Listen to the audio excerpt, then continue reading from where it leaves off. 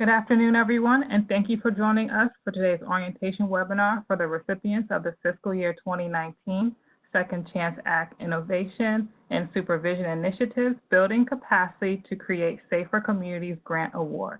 My name is Olivia Kukui, and I am a policy analyst at the Council of State Governments Justice Center.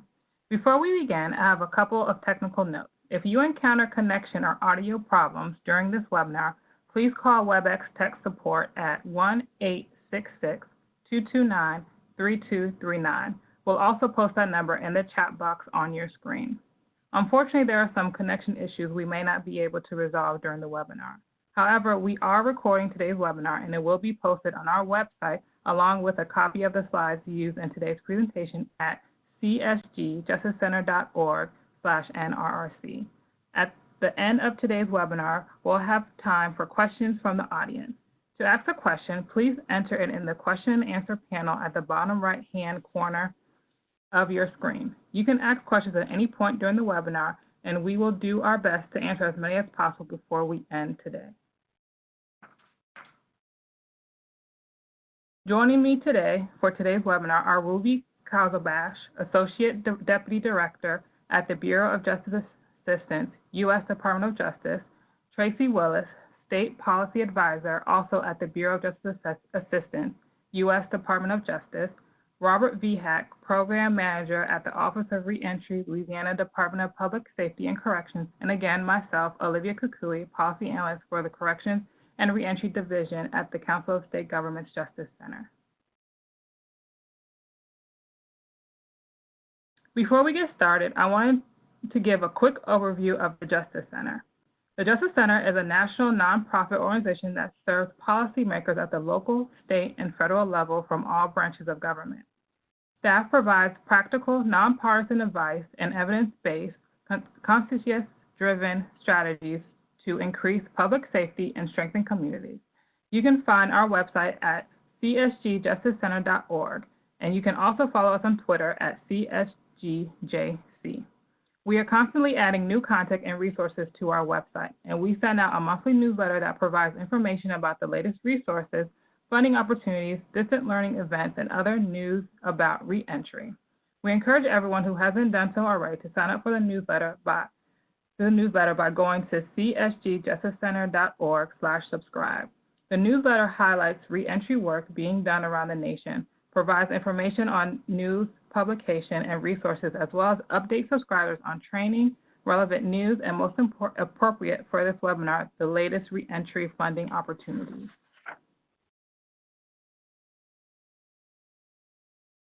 During today's presentation, we'll begin with Ruby and Tracy, who will provide an overview of the Second Chance Act Innovations and Supervision Initiative grant and technical assistance to include reporting requirements. I will then discuss the planning process of the Then Robert Vihack from the Office of Reentry, Louisiana Department of Public Safety and Corrections will speak on his experience as a grantee recipient. Finally, we will conclude the webinar with time for questions and answers. And please be sure to mute your phone to be sure not to have any unnecessary noise during this webinar. And with that started, we'll get started with Ruby. Great. Thank you so much, Olivia, and welcome, everyone.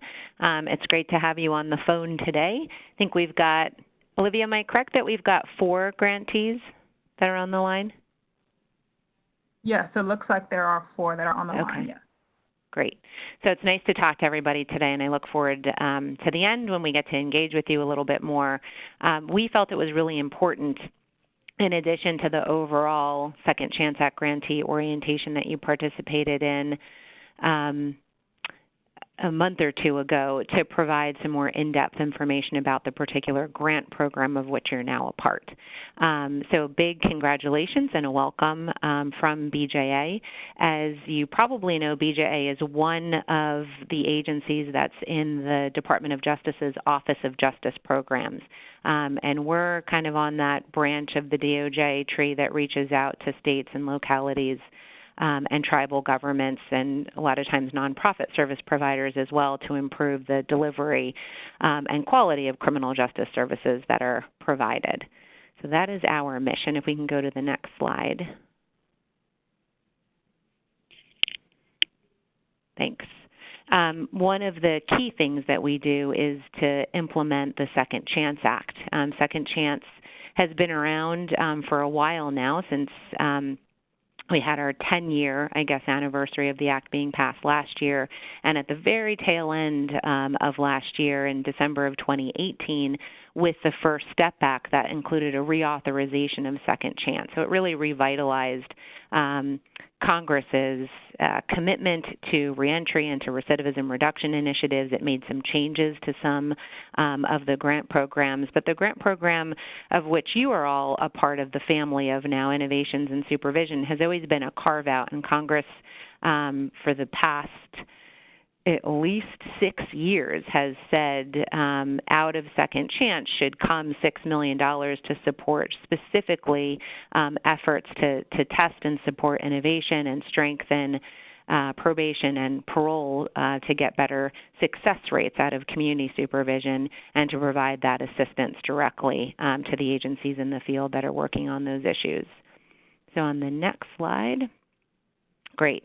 Wanted to talk to you a bit about, for every grant program that BJA puts out there, or at least 95% of them, there is an assigned training and technical assistance provider, because we get that it's difficult work that you're trying to do, especially those of you that are testing new strategies, potentially working with research partners, looking to change your policies. When you're moving a ship like that, it takes effort, and there are other grantees and other jurisdictions that have come before you that have had their own struggles and kind of made it through to the other side, and they've always had the helping hand of the technical assistance provider through the National Reentry Resource Center, which is also stood up by the Second Chance Act.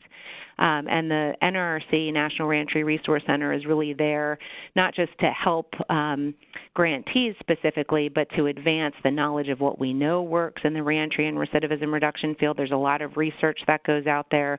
Their job is to synthesize it and make it real and actionable for the people that are doing the work in the field, to promote successes of grantees, and to facilitate, like we are today, peer networks and information exchange, because I think people learn best from people that talk like them, potentially wear the same uniform as them, have the same struggles and also the same opportunities as them. So to create these peer and learning networks, we feel is a really important part of what the National Reentry Resource Center does.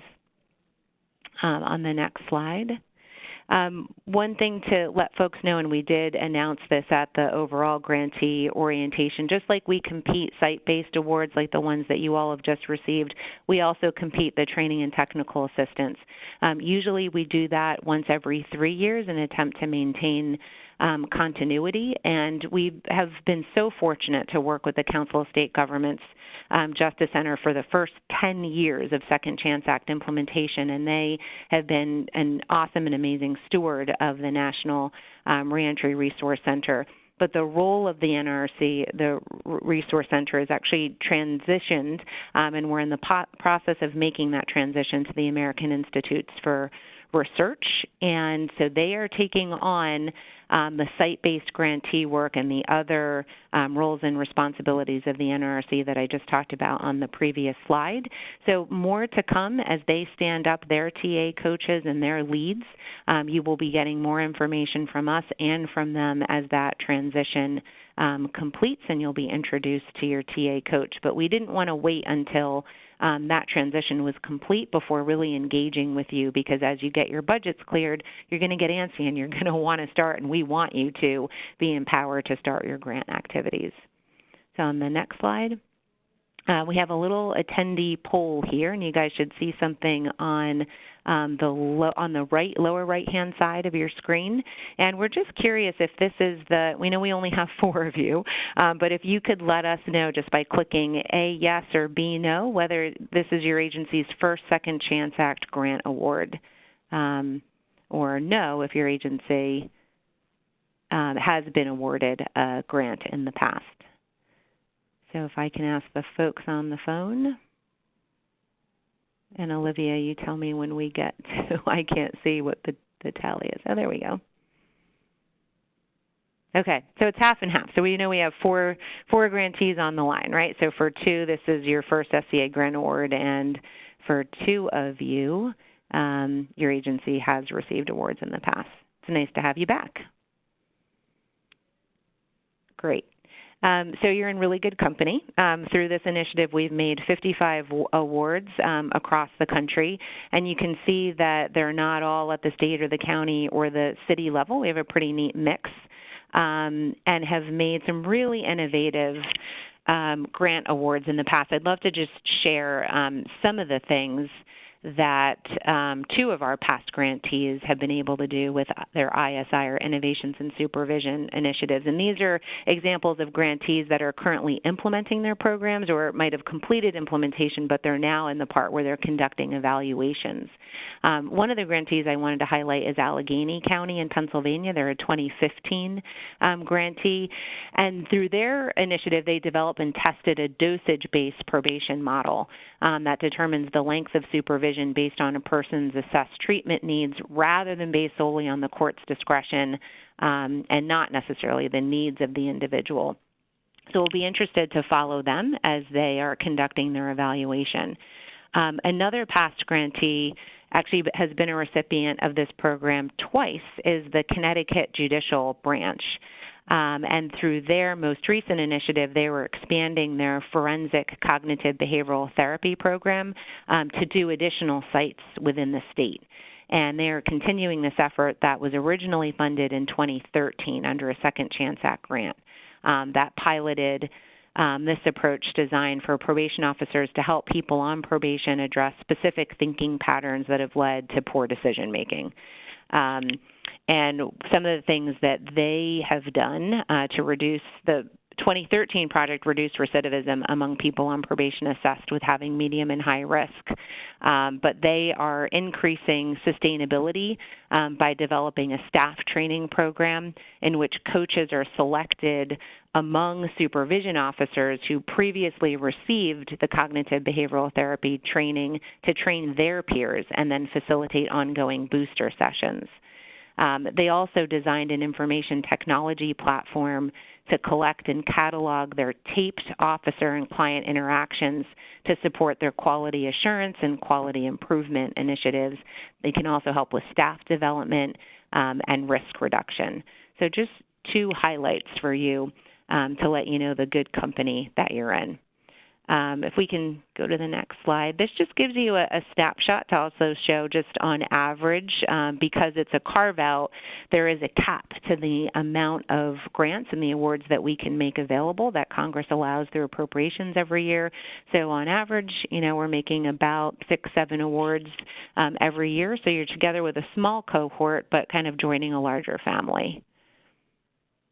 And brings us to this one. So this is who you are, and I look forward to taking questions for the 4 grantees that are on the line today. So we've got Connecticut Judicial Branch again, Cuyahoga, Kentucky, Nebraska, Dallas, and Idaho Department of Corrections. It's good to have you all.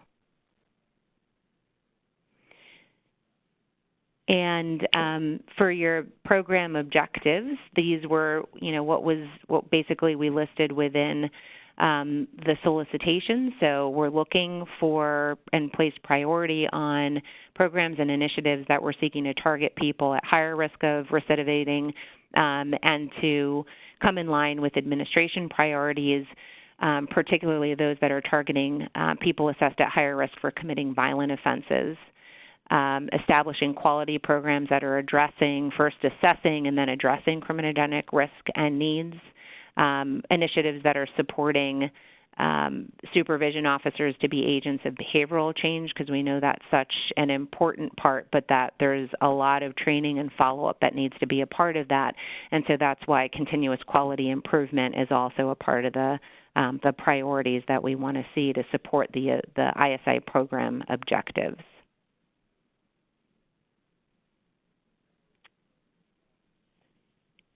Great. And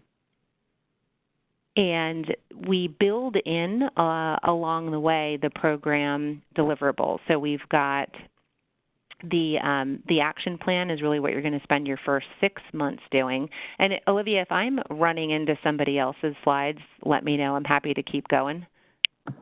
Oh, no, you're doing great. Go ahead, Ruby. Okay. The first 6 months is really for you all to be working on your action plan. So there's what you said you can do in a grant application, and sometimes things change because we know that you have to submit those applications well in advance of being informed of the award. And so this is when we kind of get real, and we talk with you, and your technical assistance provider is talking with you and helping to facilitate your teams really honing in on your problem analysis. Have you described the problem accurately?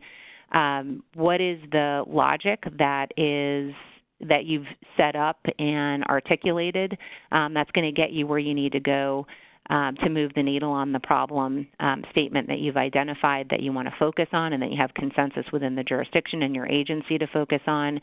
That's where you're going to summarize your strategies and your intended outcomes and quantify those to the extent possible, and where you're also going to discuss and get real clear on the research base for your proposed strategies.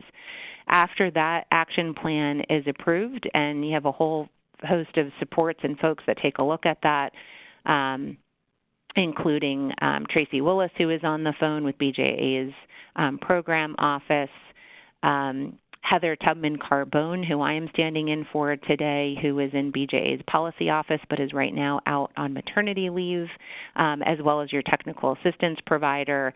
And after those folks, we're good to go on the action plan. That's a huge hurdle that you jump over, and then you enter implementation. And so while you're in implementation, we're also checking in with you, and then at 30 months, we expect you to produce a midterm analysis and research report. And then that sets you up where you are no longer engaged in the last 12 months in as much of the implementation, but you're really doing a look back, for instance, from the two grantees that I mentioned previously that are in that phase now, where they're actually conducting their final analysis and then producing a research report that's delivered at the very tail end of the grant period at the 48-month mark.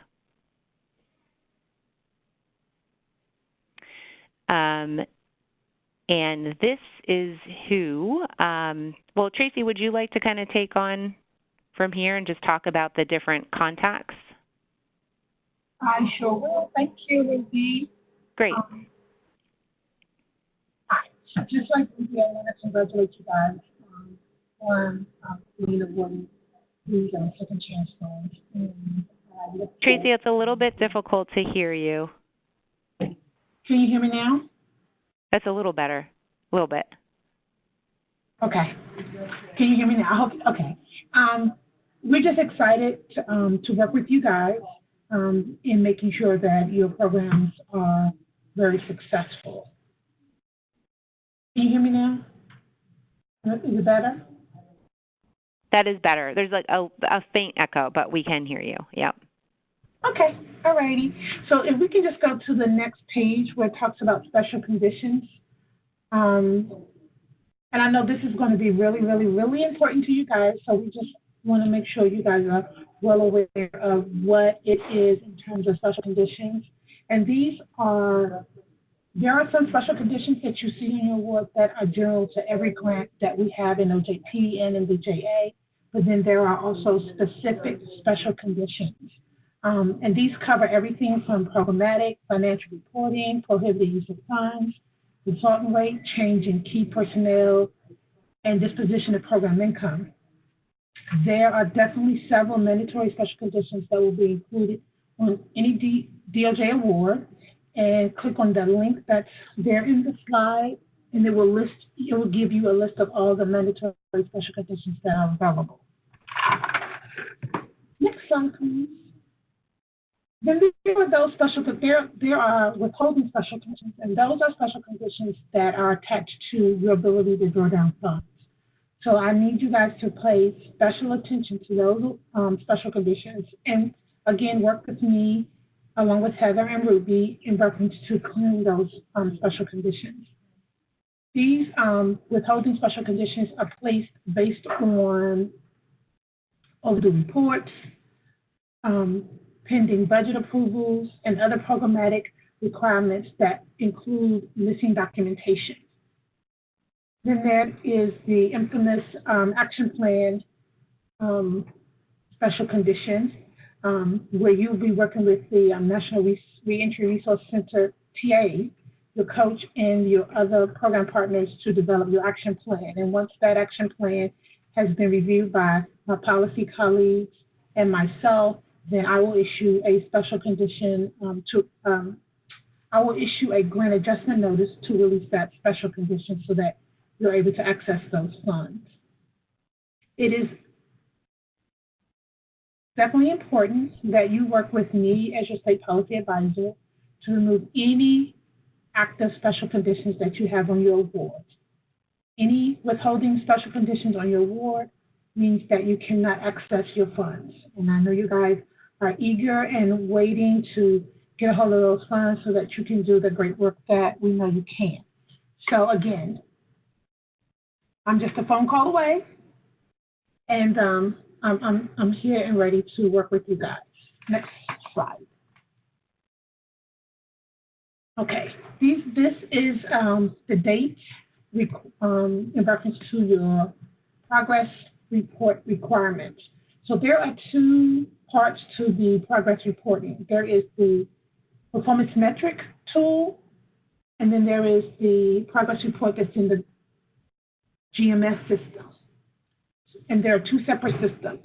So these are the dates and the periods as it relates to the PMT report that has to be created and done. After you do your, go back one more slide. Back to, yeah. So after you complete your PMT, you can save it on your desktop or in a folder somewhere, and then it's going to be needed in the next step, which is submitting it through GMS.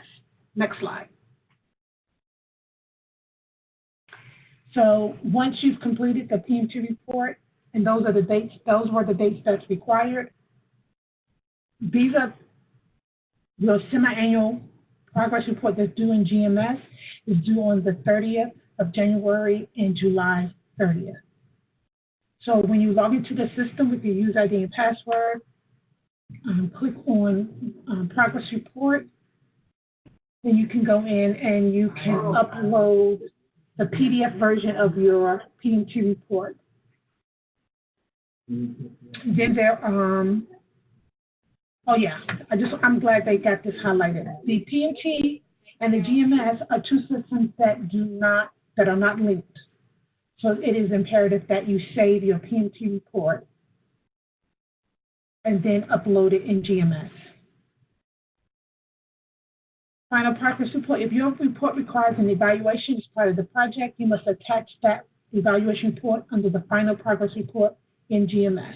So there will be, you will have the option, the ability to upload documents to your report. So make sure that you have that final, that evaluation piece a part of your final progress report. That will hold up the closeout of your grant. And this is something I definitely want to highlight.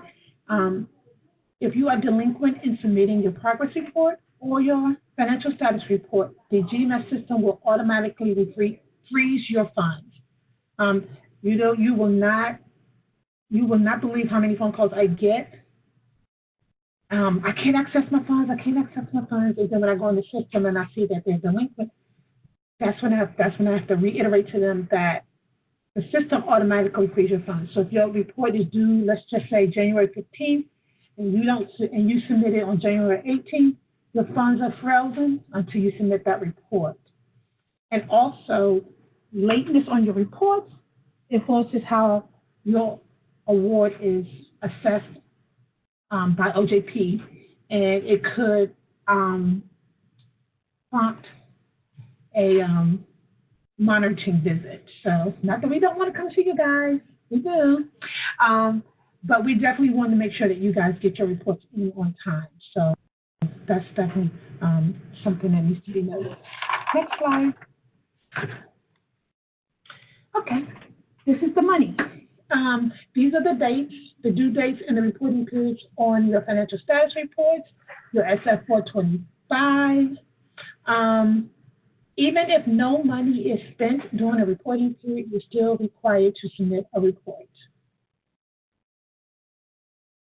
The FFR Training and Technical Assistance Guide, there's the link provided for you. That's the link to submit your information in GMS.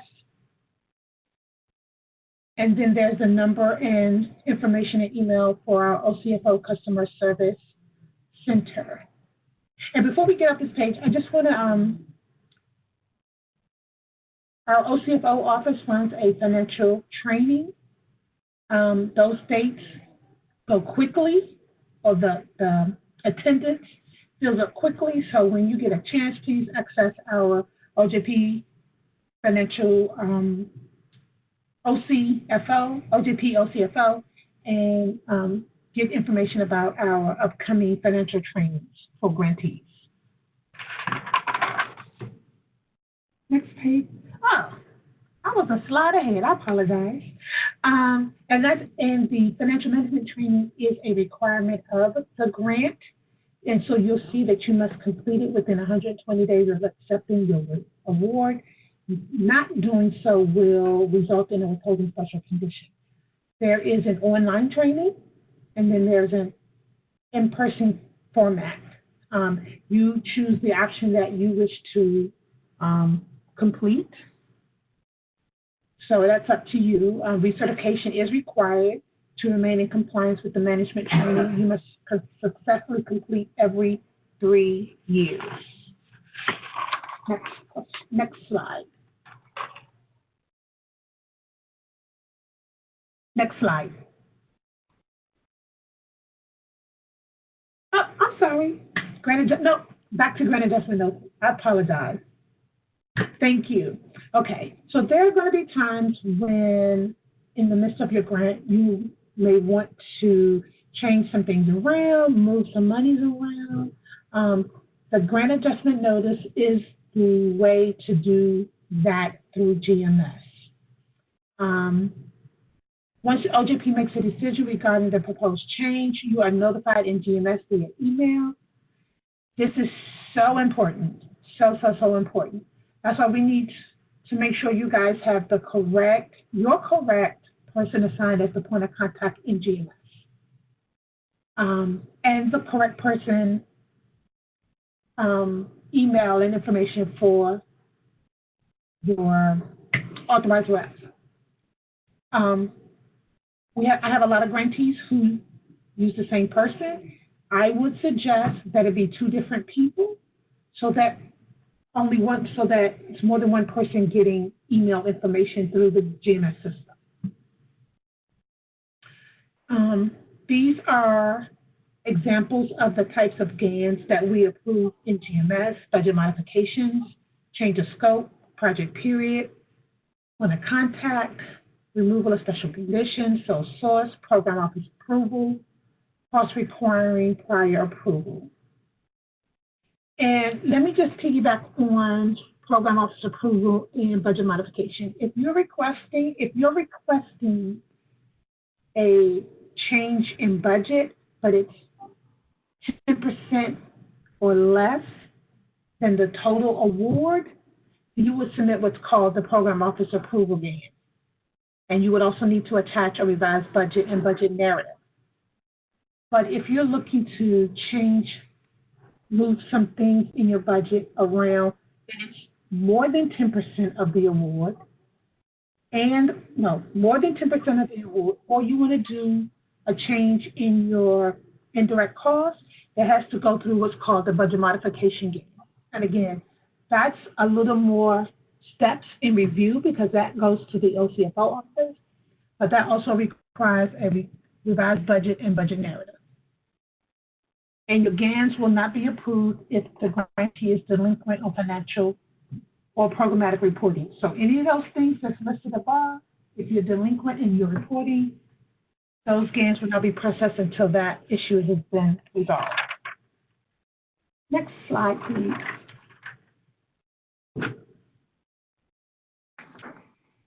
So here are, I would say, very, very, very important links that you probably would want to print off and tack somewhere on your wall.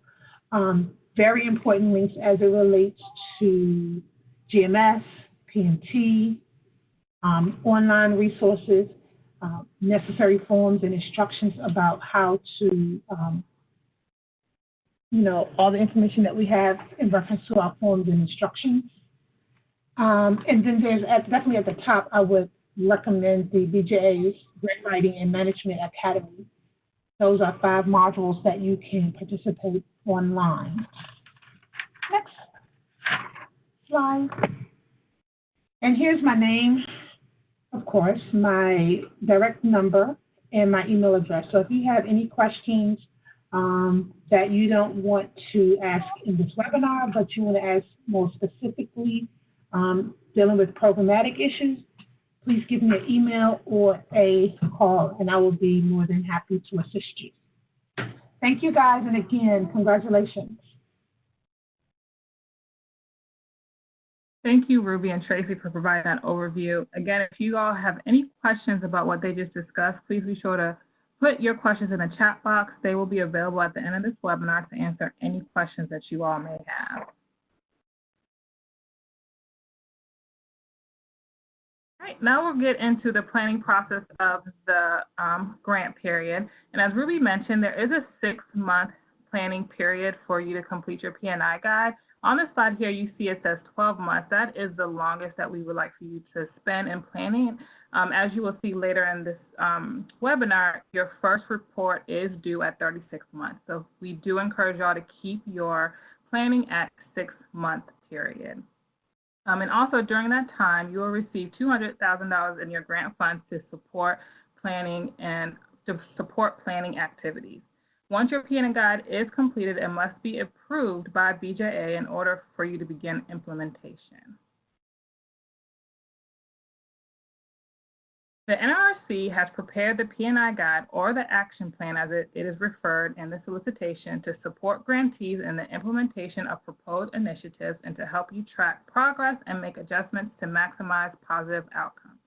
The guide is not intended to serve as a step-by-step blueprint, but rather to cultivate discussion on best practices, identify considerations for your collaborative efforts, and help you work through key decisions and implementation challenges.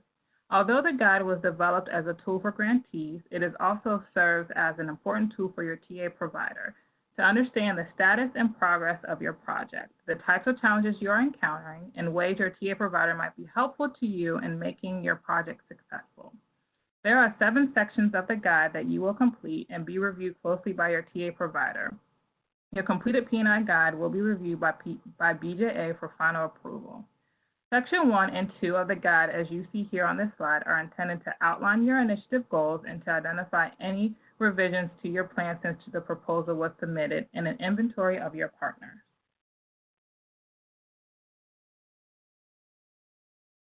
Section 3 and 4 are for your team to discuss the goals, objectives, and outcomes of the project, as well as identify your target population and assessment tools. The logic model found in Section 3 might look familiar, as many of you might have already completed a similar activity with your team as you are preparing for the proposal you submitted. A logic model demonstrates the causal relationship between goals, activities, and results. It is a useful tool to visualize the purpose and scope of proposed activities, including the resources needed and expected outcomes. For example, as you decide upon the larger goals of your initiative, have you thought about what resources you will need to complete the activities and accomplish the objectives and goals? How long will each activity take to complete? Who will be responsible, or what will be measured? These are great discussions to have with your research partner. Developing a well-thought-out logic model will help ensure achievement of your goals. Let's take a minute and walk through the same goals provided on this slide. The example goal provided is to implement a risk and needs assessment. The resource needed to do this will include grant funding and additional training funds for correctional staff. By July 2020, they will integrate the tool for use during the intake process and during reentry case planning. The process measure for this goal will be the number of assessments completed. The outcomes will be that 100% of case plans will be developed based on prioritizing domains identified through risk needs assessment. As you see, the goal includes a timeline and outcomes and outputs that are measurable. The next 2 sections, section 5 and 6, is where your team will outline how you plan to ensure accuracy and fidelity in implementing your grant initiative strategies, and provide a detailed evaluation plan.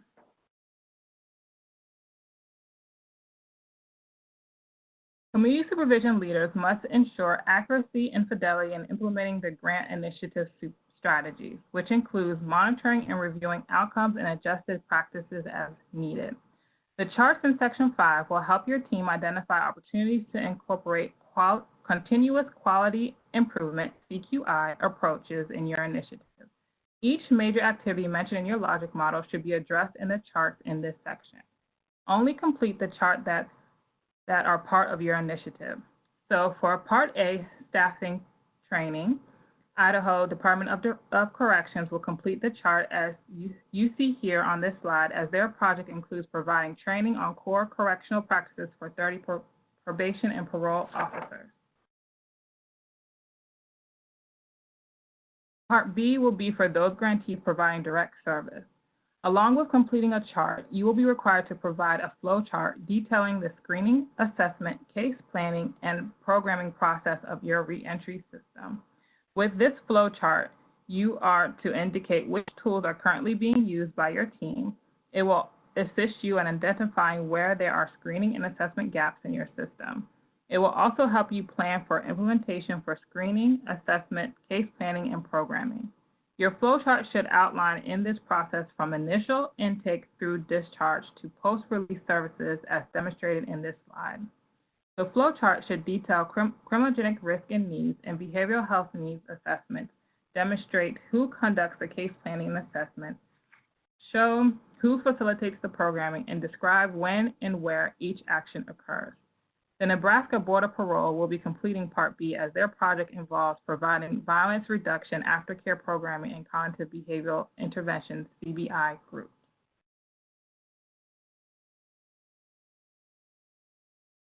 Part C, other initiative activities, are for those activities that do not support staff training or direct services.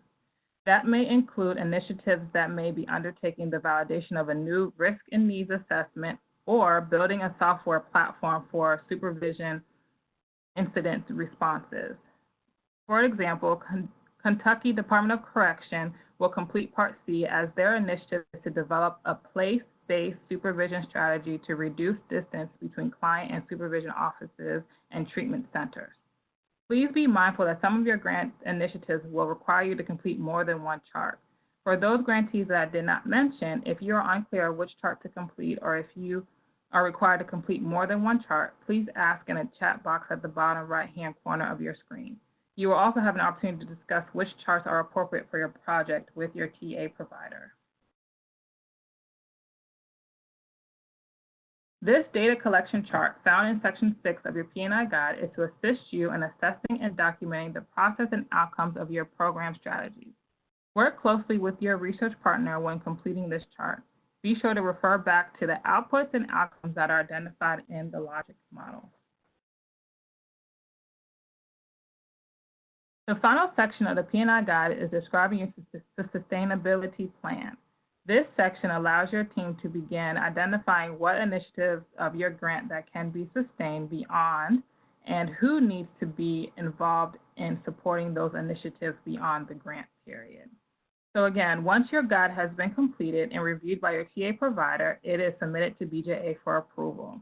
Upon approval of your P&I guide, you will gain access to the remainder of your grant funds and implementation may begin. During the implementation period, you will receive ongoing technical assistance from your TA provider and should refer back to your P&I guide as a reference. The implementation period is for 30 months, and at 36 months, you will be required to submit a midterm analysis and research report, and your final analysis and research report is due at 48 months. This concludes our discussion on what to expect during the planning process of the guide. We will now hear from Robert Vihawk as he discusses his experience as a grantee. Robert? Thank you very much, Olivia. Good afternoon, everyone. So today I'm going to be talking to you all about our 2016 Innovations in Supervision Initiative program.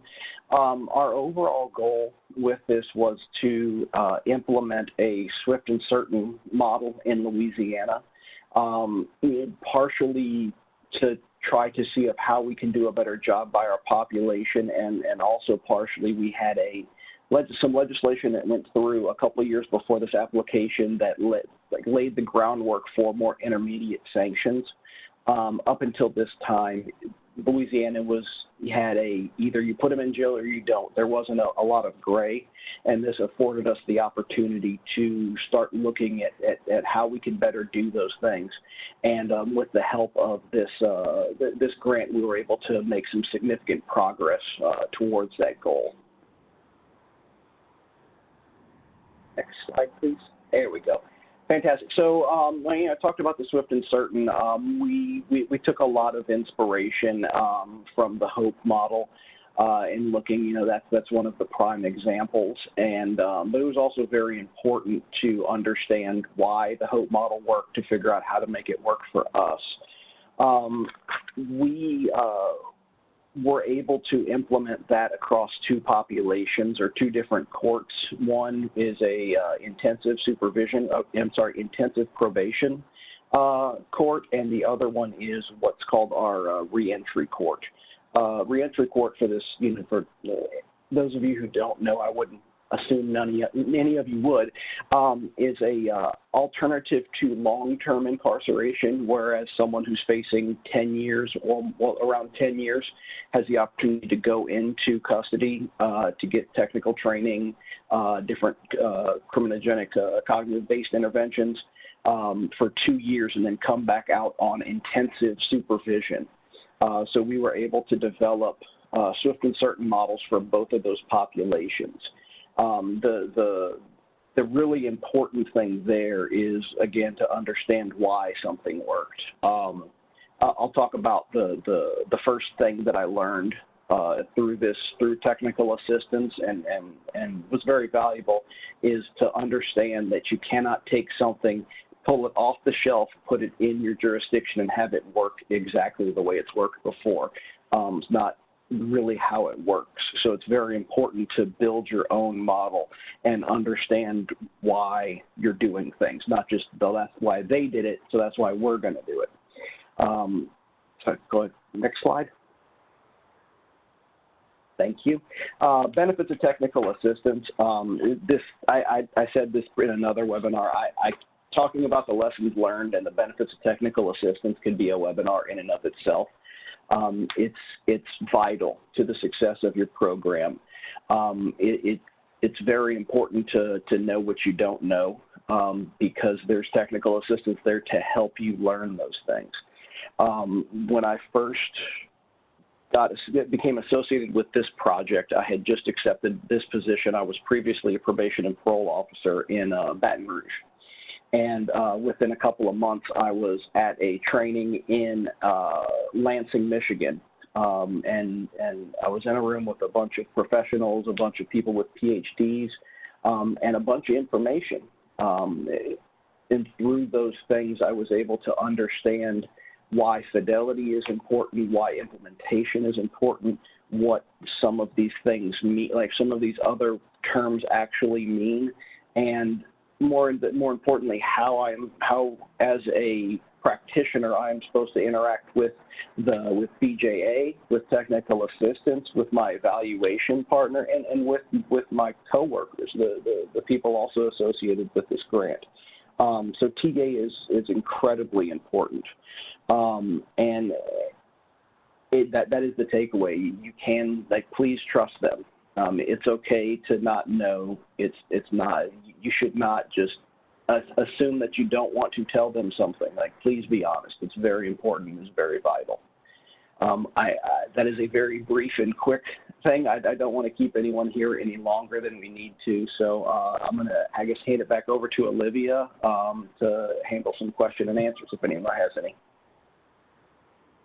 Great. Thank you so much, Robert. And again, now we'll take the time to answer questions that you may have. Again, you can type them in the chat box located to the right of your screen.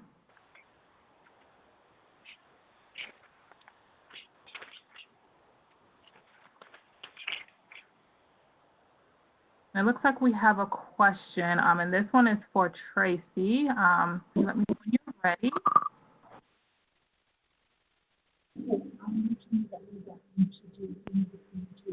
Olivia, since there's so few people on the line, is it possible just to just open the lines instead of having folks type them in? Oh, actually, that's absolutely fine. Great. Can we do that? Oh, what I was about to say is that you have to go by the dates that's listed for PMT and for financial. Even if nothing has been spent, even if nothing has been done. Guys, we're having that same problem again. It's really difficult to hear what's being said. Can you hear me now? Not super well. I don't know what the problem is. I'm not sure. It's just not clear.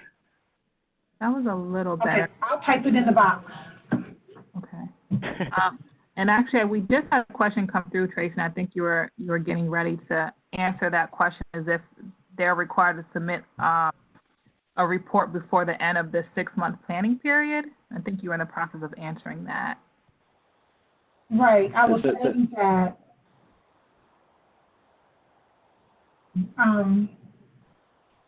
you have to go by the dates that's provided.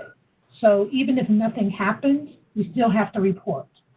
Even if your numbers are zeros, even if your answers are zeros, you still have to report. So the answer is yes. Yes.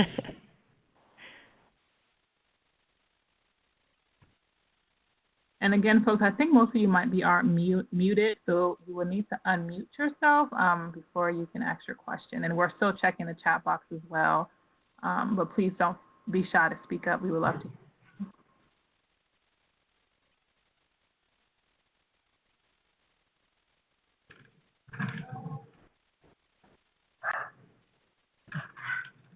Robert, I have a question for you. If you're ready. Yes, ma'am. So Trace talked a little bit about the GAN and submitting that when required. Can you talk a little bit about the process and what that looked like as far as getting the GAN written and the length it took for it to be approved once it was submitted? Oh, absolutely. And this is this depends on the complexity of the GAN, the amount of the significance of the adjustments that you're trying to make. They talked about the under 10%. That makes things significantly easier. So from this perspective, we looked at moving some money from our personnel to our contracts, being contingent upon some things that had to change for us. And because it was a smaller amount, it was easier to submit the documentation, submit the justification, but there's still vetting for all requests.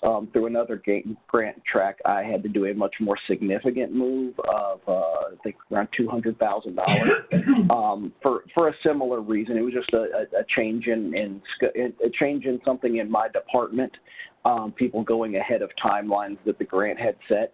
That was a much more in-depth process, providing significantly more justification on why we're moving that money, what we're moving, and more importantly, how this is going to impact the project, how it's going to impact what BJA has funded and what the NRRC is supporting. So at times it can be, I'm going to say, a daunting process, but it's there for a reason. It's there to protect you. It's there to protect them. It's really there to protect everyone so that everyone's clear on what's happening and why. Great. Thank you.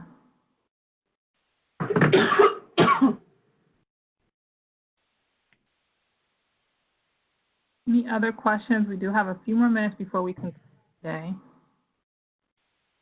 I don't know if I said this properly, but regardless of whether it's in this webinar or not, anyone who has any questions, anything that comes up, please feel free to reach out to me as someone who has gone through this for anything that you need.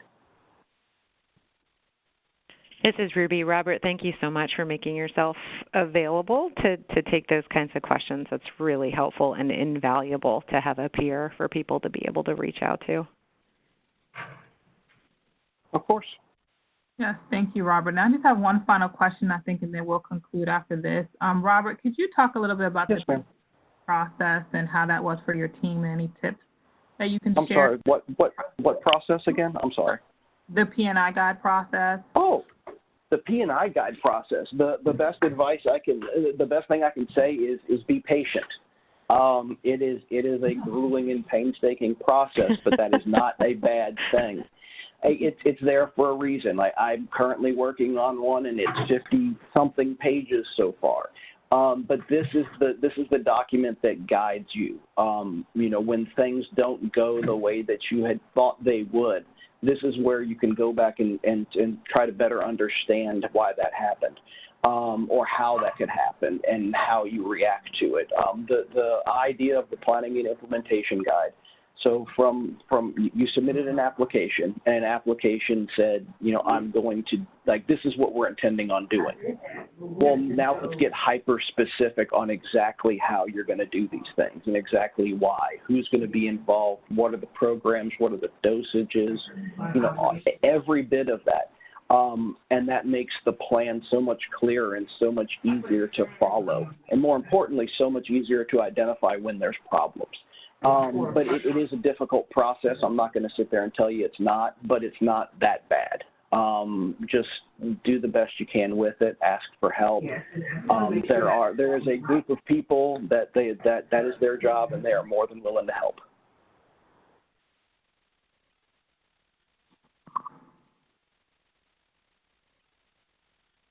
Thank you so much, Robert. It looks like we have one more question.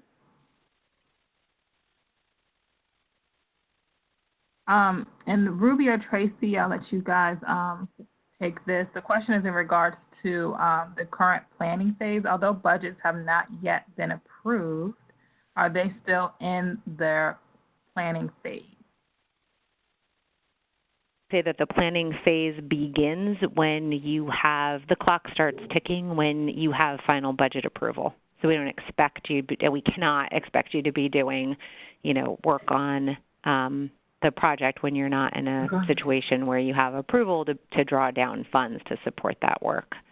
So once you get your approval that you've got a final budget clearance, then it's kind of off to the races. So what I would suggest, and don't do it all at once, I'm just messing. When we get off this call, you can shoot me an email or give me a call, and we can go through and see where you guys are in terms of budget approval, and if there are other special conditions that need to be addressed as well. So we can get the ball rolling quickly.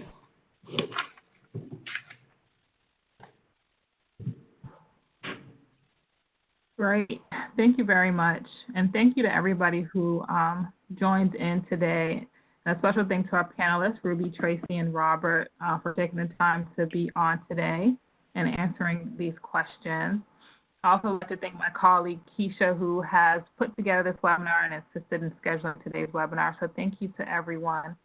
At the end of this webinar, you will receive an email with a link. We ask that you please complete the survey to give us feedback on today's webinar and to help us continue to improve the resources that we provide in the field. And you will also be receiving a link with this recorded presentation. And again, be sure to sign up to the newsletter so you can be up to date on the resources that we provide out into the field. Thank you all and have a great day. Thanks, Olivia. You too.